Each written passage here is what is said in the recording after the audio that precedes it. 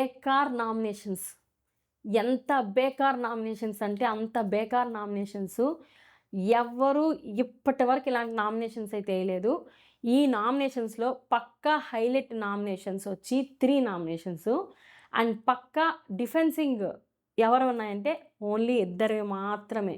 ఇంక మిగతా అంతా తుప్పా సీజన్‌లు. తుప్పాస్ అంటే తుప్పాసు. నిఖిల్ ఈ జన్మలో మారడు. పృథ్వీ ఈ జన్మలో అస్సలకే ఆయన యాంగర్ ఇష్యూస్‌ని తగ్గించుకోడు. ఇది ఎలా అయిపోయిందంటే ఒక క్లేను, ఇంకో క్లేను వార్‌లాగే జరుగుతాంది.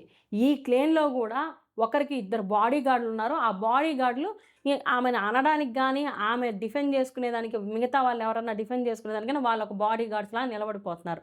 ఎంత వరస్ట్‌గా ఉందంటే ఒక్కొక్క దగ్గర చూస్తా ఉంటే అంత వరస్ట్‌గా ఉంది. అసలు తుప్పాస్ రీజన్‌లతో అయితే కొంతమందైతే స్కెచ్ చేసుకొని మరీ ఒక ఇద్దరిని టార్గెట్ జేశారు. వాటన్నింటి గురించి ఈ వీడియోలో డిస్కస్ చేసుకుందాము.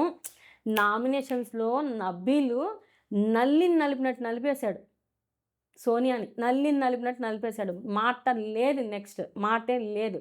ఈవెన్ ఆమె నామినేట్ జేయడానికొచ్చినా, లేదా ఈయన నామినేట్ చేసినా సూపర్ డిఫెన్సింగ్ వీళ్ళ దగ్గర. నెక్స్ట్ లెవెల్ అనిపిచ్చేసింది. యష్మి తగ్గేదేలా. ప్రేరణ నాగ్ సార్ మాటిని ఎంత ఒదిగునిందో, కానీ విష్ణు వచ్చి గెలికి గోకిచ్చుకొని మంచిగా ఇచ్చుకునింది డిఫెన్స్. సో వీటన్నింటి గురించి ఈ వీడియోలో డిస్కస్ చేసుకుందాం. Hello everyone, welcome back to pen box India channel. This is your Lakshmi. Nominations అందరూ చూసుంటారు ఆల్మోస్ట్ ఎపిసోడ్‌లో. లైవ్‌లో అయితే అంత హెవీగా అయితే ఏం జరగలేదు. బిగ్ బాస్ ఓ రేంజ్‌లో ఎక్స్‌పెక్ట్ చేసినట్టున్నాడు. కానీ అంత ఇదిగా అయితే ఏం లేదు. జస్ట్ 4-5 అవర్స్‌లో కంప్లీట్ అయిపోయినాయి నామినేషన్స్. ఎంతమంది వ్యాలిడ్ రీజన్స్ చెప్పారు. ఈసారి ఆదిత్య గారు ఒప్పుకున్నాం. హ్యాపీ. బాగా నామినేట్ చేశారు. ఆయనకి చెప్పడం గూడా బిగ్ బాస్ ఒక ధైర్యం ఇచ్చి మరీ పంపించాడు. మీరు నామినేట్ చేస్తున్నారు. మీరు ధైర్యంగా చెప్పండి. మీరు బాగా ఓపెన్ అప్ అయ్యి చెప్పండని. సో ఆదిత్య గారు రావడమే నామినేషను పృథ్వీ మీద నామినేట్ చేశాడు. పృథ్వీ, నేను మిమ్మల్ని ఏ రోజు మర్యాద తక్కువగా మాట్లాడలేదు. మీకు నేను ఆల్రెడీ సజెషన్స్ కూడా మంచిగానే ఇచ్చాను. యాజ్ ఏ ఫ్రెండ్‌గా ఇచ్చాను. ఆల్రెడీ యాంగర్ ఇష్యూస్ మీరు ఎవరితో నాతో కలవలేదు అన్న విధంగా నేను ఫస్ట్ వీక్‌లో నామినేట్ చేశాను. కానీ మీకు ఏదైతే యాంగర్ ఉందో అది కొంచెం ఎక్కువగా ఉంది. ఫిజికల్‌గా ఎక్కువ అవుతున్నారు. అది ఈ గేమ్‌కి అంత సరిపోదు. మీరు బ్యాడ్ వర్డ్స్ వాడారు అని పృథ్వీకి నామినేట్ చేశాడు. ఇక్కడ పృథ్వీ ఎంత రెడిక్యులస్‌గా బిహేవ్ చేశాడంటే అసలు చిన్నంగా గాదు. మీరొచ్చి నన్ను అమ్మో! అసలు ఈ శక్తి క్లాన్ మొత్తం ఎట్ట తయారైంది తెలుసా? వాళ్ళు అటాక్‌కెళ్తారు. వీళ్ళు డిఫెన్స్‌కొస్తారు.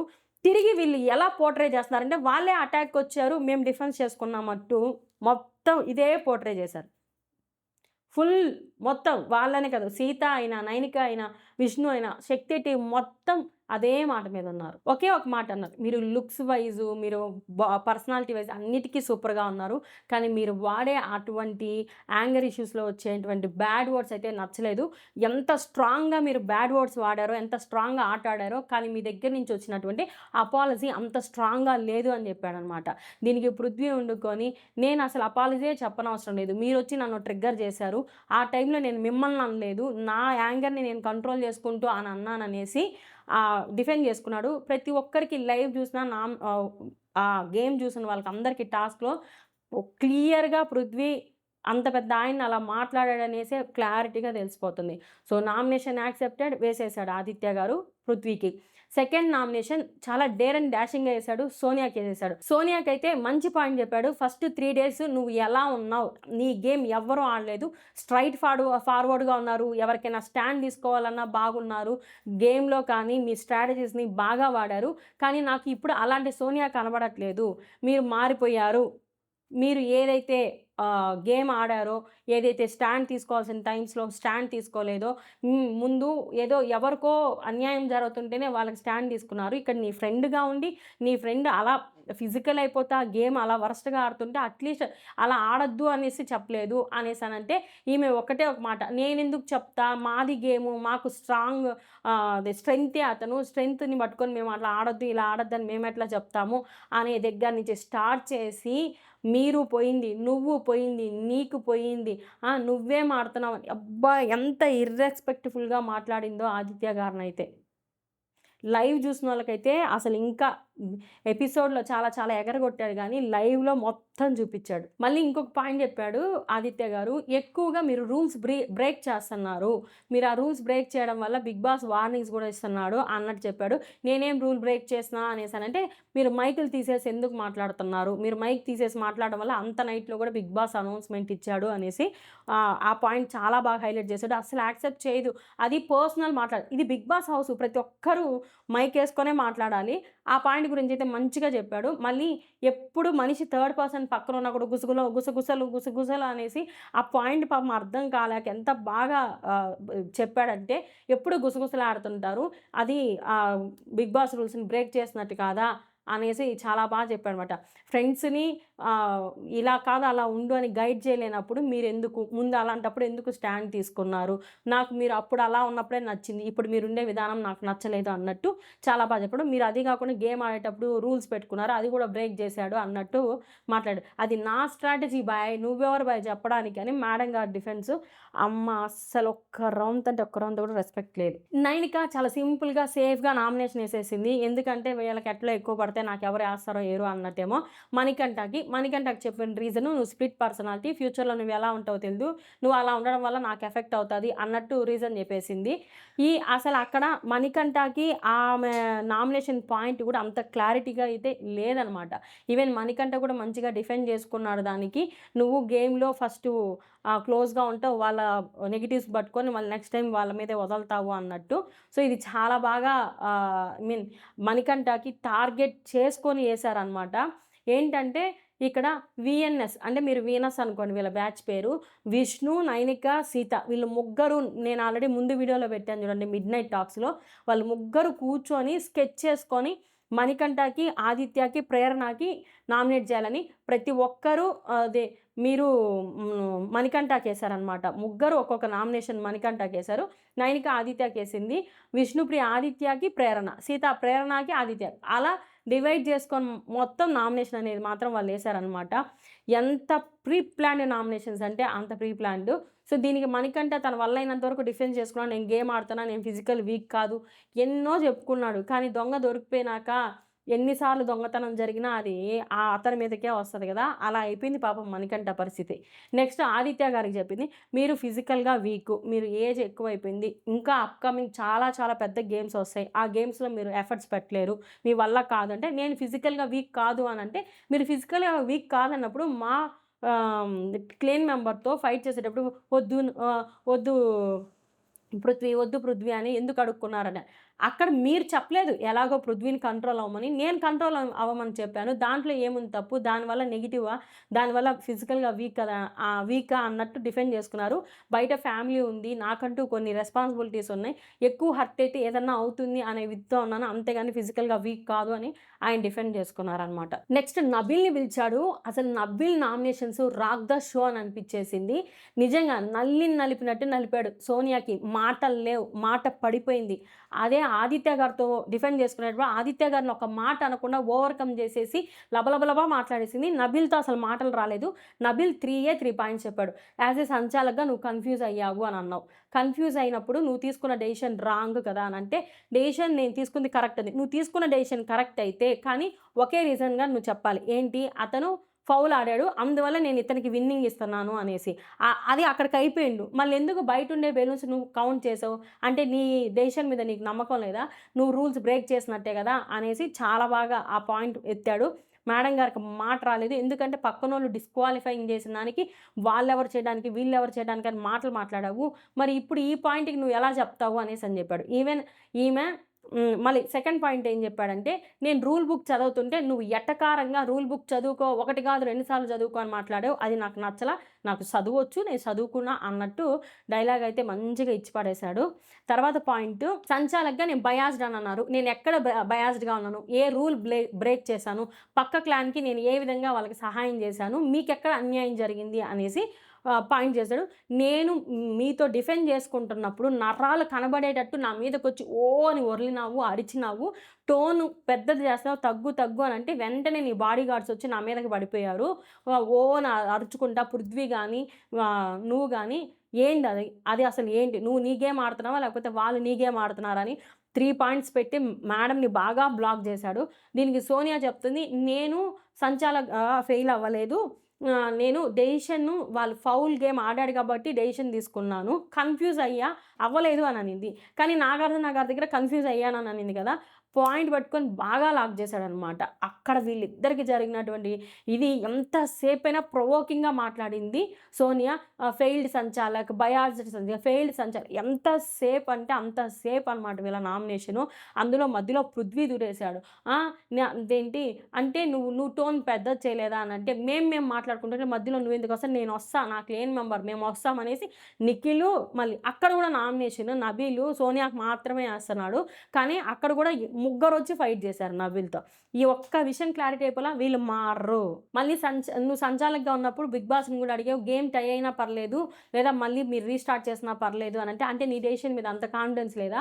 బిగ్ బాస్ ఆల్రెడీ వార్నింగ్ ఇచ్చాడు కదా! ఏమని? సంచాలక్ డెసిషన్ ఈస్ ఫైనల్. మళ్ళీ ఎందుకు నువ్వు అట్లా వదిలినావు? పక్కనోళ్ళు సంచాలక్ బయాస్డ్ అని ఎట్లా మాట్లాడతావు అనేసి పృథ్వీ డిఫెండ్ చేసుకుంటా, నువ్వు వీక్ రా, మీ టీమ్ వీక్ రా, అందుకోసమే మీరు ఓడిపోయారు, అందుకోసమే మేము మాట్లాడుతున్నాము, నువ్వు సంచాలక్‌గా బయాస్డ్ రా అని మాట్లాడినప్పుడు మా టీం ఎక్కడ వీక్ అని యష్మి లేసింది. అప్పటికి చీఫ్‌గా పర్మిషన్ తీసుకుంటే మధ్యలో గొడవ యష్మి, నిఖిల్‌తో. వాళ్ళు ఎలా మాట్లాడతారు టీమ్ వీక్ అని అక్కడ నామినేషన్ చేసుకోమని మధ్యలో అతనెందుకు వస్తాడనేసి ఇక్కడ నిఖిల్ అసలు ఎట్లా ఆడుతున్నాడంటే అట్లా ఆడుతున్నాడనమాట. దానికి ఉండుకొని మాటకి పంచేశాడు నబీల్. నిజంగా సూపర్. ఒక మాట అన్నాడు, "నువ్వు వీక్ అనేసి నిన్ను తీసేసినాం గేమ్‌లో నుంచి, సంచాలకుగా పనికొస్తావులే" అనేసి అంటే. అసలు బిగ్ బాస్ చెప్పాడా? నిన్ను వీక్‌గా తీసేస్తే సంచాలకుగా నిన్ను నబీల్‌ని పెడతాడని? లేదే. గ్రూప్ మొత్తం డిసైడ్ చేసుకొని నబీల్‌ని తీసేద్దాం, స్ట్రాంగ్‌గా ఉన్నాడు, హోల్డ్ చేస్తున్నాడని తీసేశారు. అక్కడ పక్కాగా అందరికీ తెలుసు. ఇక్కడ కూడా ఫ్లిప్ అయ్యాడు పృథ్వీ, దొరికిపోయాడు. అక్కడ సంచాలకుగా చేసినప్పుడు నేను నిన్ను ఎక్కడ బయాస్డ్‌గా ఉన్నాను, మీరు చేసింది ఎలా ఉన్నాయి, సీత కూర్చున్న విధానం ఎట్లుంది, అక్కడ మణికంఠ మీద నువ్వు పడున్నా కూడా మణికంఠ ఎగ్స్‌లా తీసుకోవడానికి ట్రై చేశాడే కానీ నీకు అక్కడ నేను అతని ఎగ్స్ తీసుకునేదానికి రాంగ్‌గా అతను గేమ్ ఆడలేదని బాగా డిఫెండ్ చేసుకున్నాడు. అన్ని నామినేషన్స్‌లో కల్లా నబీల్ నామినేషన్సే ఆల్మోస్ట్ 1½ అవర్ క్రాక్ చేసింది. Nabeel next nomination పృథ్వీకేశాడు. పృథ్వీకి ఒకే ఒక మాట, "నువ్వు ఫోటో షేర్ చేసావు, నువ్వు పర్సనల్‌గా చాలా మంచోడివి, I'm so happy for that. కానీ నువ్వు నన్ను బయాస్డ్ సంచాలకండం నాకు నచ్చలేదు." సేమ్ ఈ సోనియా నామినేషన్స్‌లో ఎలాంటి డిఫెండ్ చేసుకున్నాడో అవే పాయింట్స్. నువ్వు ఆ అమ్మాయి నాతో మాట్లాడుతున్నప్పుడు మీదకొచ్చేసావు, ఫిజికల్‌గా చాలా అటాక్ చేశావనేసి చాలా స్ట్రాంగ్‌గా అయితే నామినేషన్ పాయింట్స్ పెట్టాడు. ఇక్కడ ఇంకో పాయింట్ కూడా చెప్పాడు.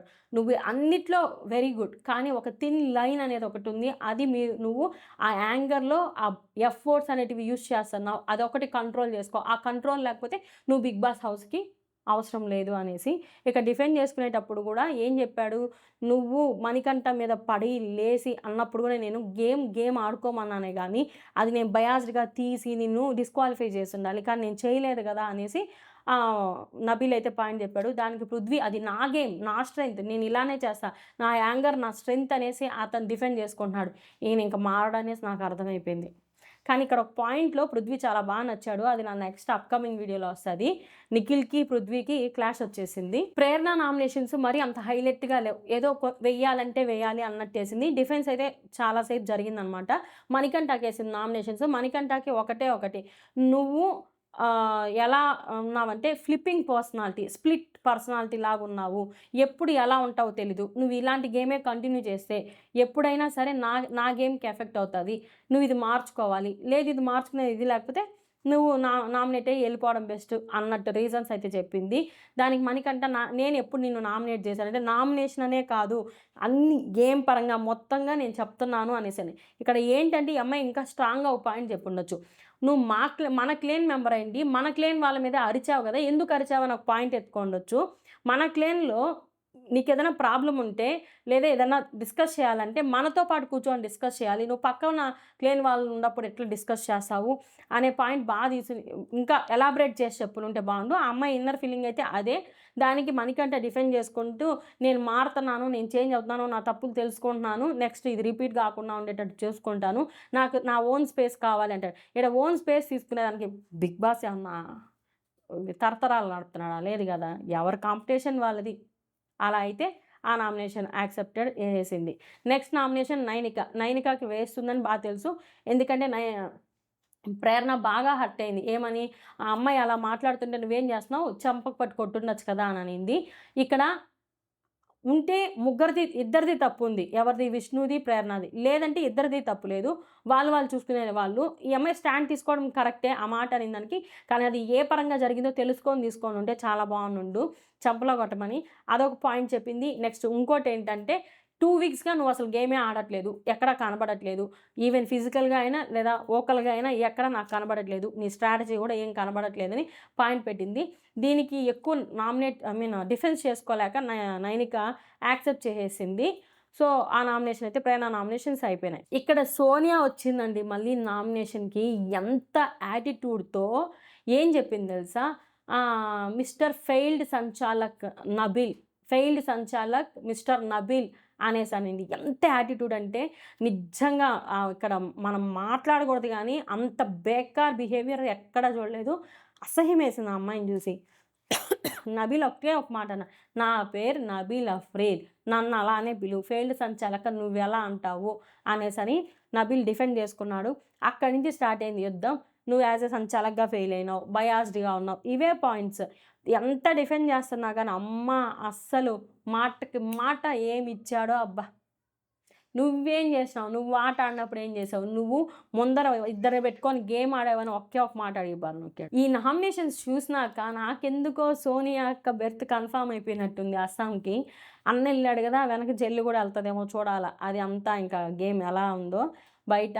కానీ ఆదిత్య గారిని ఫస్ట్ నుంచి వేస్ట్ అంటాంది. ఒక్కరోజు ముందైనా ఆదిత్య గారికి ఒక్కరోజు ముందన్నా సోనియా బయటెళ్తే I trust voting is real అనేసి. నెక్స్ట్ నామినేషన్ ఆదిత్య గారికేసింది. ఆదిత్య గారు మీరు వీక్ కాబట్టే మా క్లేన్ మెంబర్‌ని అలా ఆడొద్దు, ఇలా ఆడొద్దు అని బతిమాలుకున్నారు. నిఖిల్ వద్దు అని భయపడ్డారు. సో, మీరు ఈ హౌస్‌కి అన్‌ఫిట్ అవుతారు. నేను ముందు 3 డేస్‌లో ఉన్నట్టు నేను ఇప్పుడు గూడా ఉన్నాను. నేను అలాగే స్టాండ్ తీసుకున్నా. నేను ఎక్కడ గేమ్ ఆడాలో మీకు కనిపించలేదు అనేసనన్నారు. ఎలా అంటారనేసి డిఫెండ్ చేసుకుంది. దానికి ఆదిత్య గారు కూడా మంచిగా డిఫెండ్ చేసుకున్నారు. But I love you. I'm fine అని ఐల్ టేక్ మై నామినేషన్ అనేసి నామినేషన్ ఏసేసుకున్నాడనమాట. మణికంఠ చాలా సింపుల్‌గా, స్వీట్‌గా ఏసేసాడు నామినేషన్. ఏమనేసి ఆదిత్య గారికి. ఇక్కడ కూడా జస్ట్ ముందు జరిగిన ఒక కాన్వర్జేషన్ అనమాట. అక్కడ ఆదిత్య అన్న ఏమన్నాడంటే, మణికంఠ నువ్వేం భయపడొద్దు 2 వారాలు నువ్వు ఉంటావులే అన్నట్టు ఇండైరెక్ట్‌గా నేను ఎళ్ళిపోతానేమో ఈ వీక్ అన్నట్టు నామినేట్ చేశాడు. దాన్ని మణికంఠ ఇంకో విధంగా తీసుకొని ఎలా చెప్పాడంటే మీరు ఒక ఫాదర్ లాంటోళ్ళు. మీరేదన్నా పాయింట్ చెప్తే హెల్ప్ చేసేటట్టు ఉండాలి. అదే మేమేదైనా పాయింట్ చెప్తున్నప్పుడు మీరు వినేటట్టు గూడా ఉండాలి. మీరు ఆ పాయింట్ చెప్పడం వల్ల నాకు ఆ సెకండ్ థాట్ ప్రాసెస్ ఏదో జరిగి నేను ఓహో! ఏదో అయిపోతుంది అని టెన్షన్ పడి నా గేమ్ ఎఫెక్ట్ అవుతుంది అనన్నాడు. అబ్బా! ఆయన చెప్పింది నువ్వు ధైర్యంగా ఉండు అననేసి. దాంట్లో గూడా నువ్వు పోతావు. నీకు ఇంక ఇదే అన్నట్టు ఏమన్నా చెప్పలా. దాంట్లో కూడా పెడార్థం తీసుకొని మళ్ళీ బుక్ అయిపోయినాడు మణికంఠ. ఇలాంటోడు నేను గేమ్ చేంజ్ చేసుకుంటున్నానంటే ఎవరు నమ్ముతారు? నెక్స్ట్ నామినేషన్ సింపుల్‌గా పృథ్వీ. నువ్వు ఫిజికల్‌గా స్ట్రాంగ్‌గా ఉన్నావు. నువ్వు అలా ఇసిరిసిరి ఎత్తెత్తి ఏస్తే మాలాంటి బక్క పర్సనాలిటీలు కష్టంగా ఉంటుంది. అండ్ నువ్వు వాడే పదవాళ్ళు కూడా నాకు నచ్చలేదు. అందుకోసం నేను సింపుల్ నామినేట్ చేస్తున్నాను. దీనికి పృథ్వీ ఒకే ఒక మాట. ఓకే. నువ్వు చాలా వీక్ మణికంఠ. నువ్వు ఫిజికల్‌గాను, మెంటల్‌గాను వీక్. బై. నామినేషన్ యాక్సెప్టెడ్ అని సింపుల్‌గా నామినేషన్ అయితే ఏసేసుకున్నాడు. Vishnu already pre plan nomination గదా! ఆదిత్య గారికి నామినేషన్ ఏసేసింది. ఒకే ఒక మాట. మీరు నన్ను పోయిన వారం నామినేట్ చేశారు గదా! రివెంజ్ నామినేషన్ చీఫ్‌గా అదే నేను మిమ్మల్ని సెలెక్ట్ చేసుకోలేదని. అదే మాట మీరు ఇంకా కొంతమందిని ఎందుకు అడగలేదు? నన్నే ఎందుకు అడిగారు? సో, నాకు నచ్చలేదు. మీరైనా ఫిజికల్‌గా వీక్‌గా ఉన్నారు అన్నట్టు నామినేట్ చేసింది. దీనికి ఆదిత్య గారు ఒకే ఒక మాట అన్నాడు. నువ్వు మణికంఠ ఓకే అని మణికంఠలో కనిపించిన చీఫ్ క్వాలిటీస్ నాలో ఎందుకు కనబడలేదు అనేసని అడిగాడు. మణికంఠ ఆల్రెడీ లోలో ఫామ్‌లో ఉన్నాడు. ఇంకెవరు ఎయ్యరు కదా తనకి. నేనేస్తే బూస్టింగ్‌గా ఉంటుంది అనేసి నేను నేను ఫీల్ అయ్యాను. చీఫ్‌గా తనైనా ఓకే అన్నట్టు అనేసని డిఫెండ్ చేసుకునిందనమాట. ఆయన పాయింట్ ఒకటే. నువ్వు ఆ అమ్మాయి పాయింట్ ఒకటే. నన్ను పోయినసారి ఏసాడు. నేను హర్ట్ అయ్యాను. నేనిప్పుడు రివెంజ్ నామినేషన్ ఏసుకుంటానని. ఇక్కడ చేసింది బ్లండర్ మిస్టేక్ విష్ణు.